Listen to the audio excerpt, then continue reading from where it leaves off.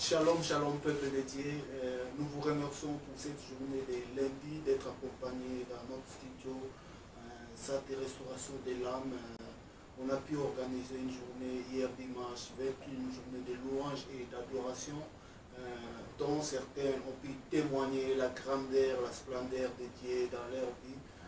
Aujourd'hui, sur notre studio Santé Restauration de l'âme, on reçoit l'enseignante de la parole, Geneviève Mbala, à côté de moi.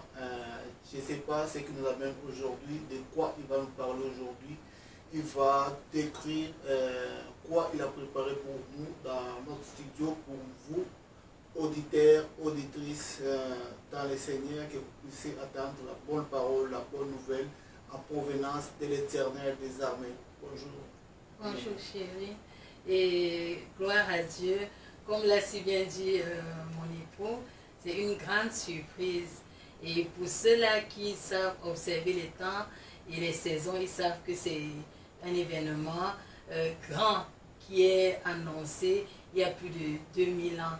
C'est la Pentecôte. La Pentecôte qui est une fête symbolique, une grande fête pour tous ceux-là qui s'identifient dans le courant de la chrétienté, peu importe l'obédience. Véritablement, c'est un moment qui commémore l'effusion du Saint-Esprit. Alors, qu'est-ce que c'est que la Pentecôte? C'est une fête chrétienne et qui célèbre l'effusion du Saint-Esprit. Comme j'ai dit tout à l'heure, c'était symboliquement la fête de 50 jours après la Pâque. Et il y a eu un événement qui a eu lieu, c'est que quand le Seigneur Jésus est reparti au ciel, il a fait une promesse à ses disciples qu'il ne va pas les laisser seuls, il va leur donner le Saint-Esprit. Et c'est ce Saint-Esprit-là que nous célébrons en ce moment. J'ai compris par là, la Pentecôte, c'est comme le 50e jour de Pâques que nous célébrons le Saint-Esprit.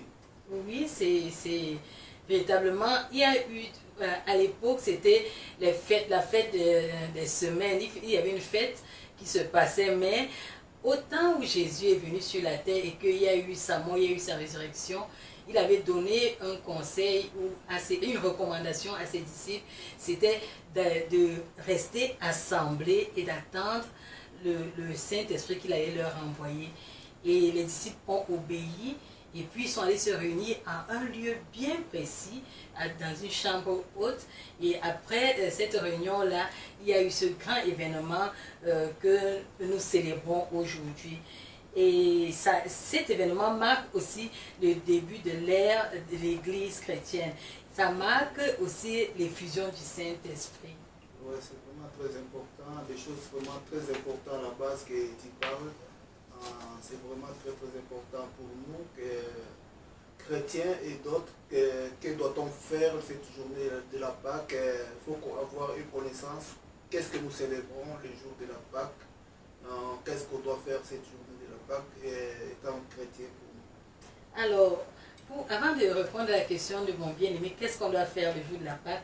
J'aimerais que nous lisions le passage qui nous explique exactement ce qui s'est passé. Est-ce que nous pouvons prendre nos Bibles, pour ceux qui ont leur Bible à côté? Dans le livre de Actes chapitre 2, on va lire du verset 1 au verset 4. Il est écrit, le jour de la Pentecôte, ils étaient tous ensemble dans le même lieu. Tout à coup, il vint du ciel un bruit comme celui d'un vent impétueux et il remplit toute la maison où ils étaient assis. Les langues semblables à des langues de feu leur apparurent séparées les unes des autres et se posèrent sur chacun d'eux. Et ils furent tous remplis du Saint-Esprit. Ils furent tous remplis du Saint-Esprit et se mirent à parler en d'autres langues selon que l'Esprit leur donnait de s'exprimer. Que doit-on faire le jour de la Pâque? Moi, je conseillerais à tout chrétien, le jour de la Pâque, d'aller dans la présence de Dieu. Parce que l'effusion du Saint-Esprit ne vient que lorsqu'on est retiré et qu'on va dans la présence de Dieu et qu'on prie.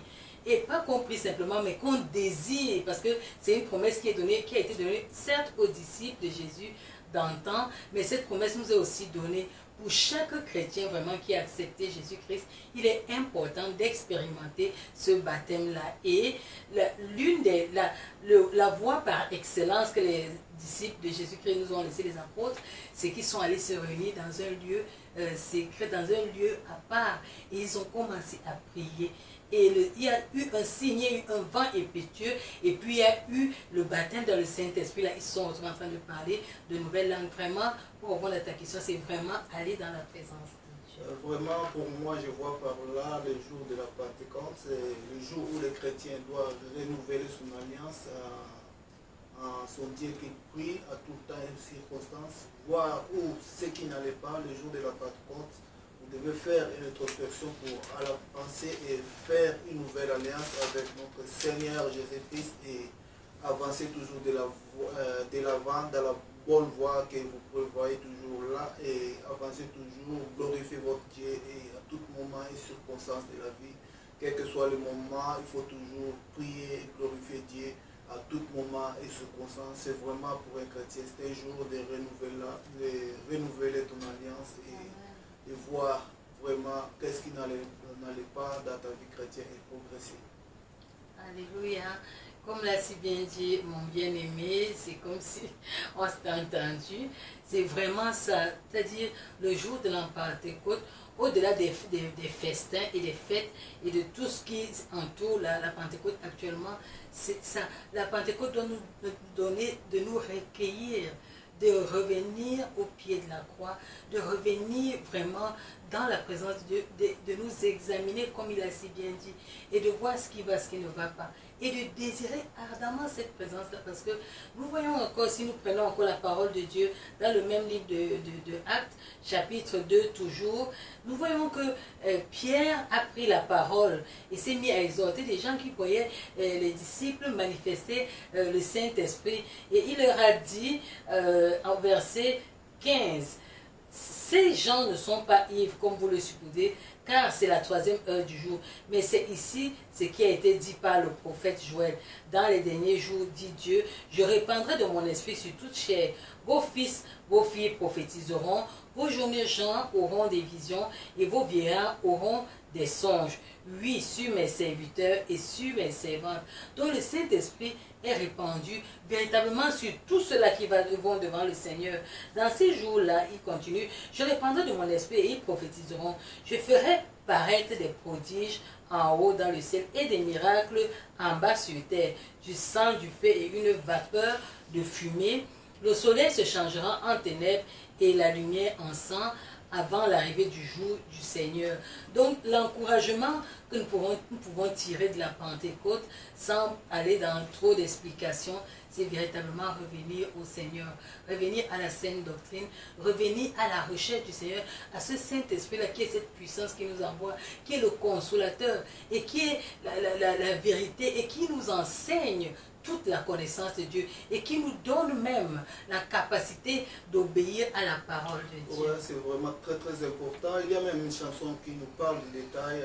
Esprit agit à nous comme le jour de la Pentecôte. Esprit agit à nous. C'est vraiment très important cette journée-là de renouveler votre alliance.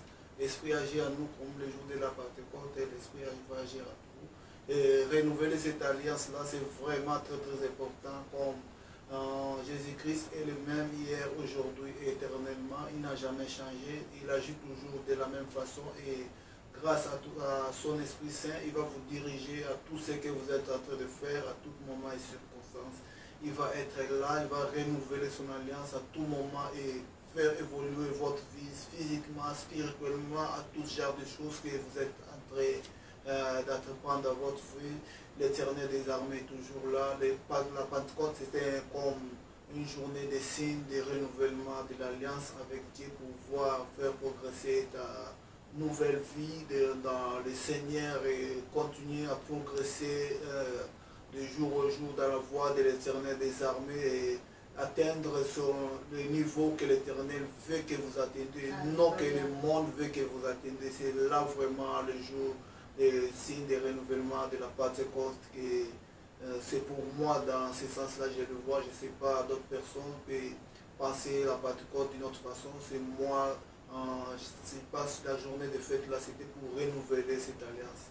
Amen. Amen. Donc, la Pentecôte, ici, là, qui est le 50e jour après la Pâque, vient répondre à un besoin.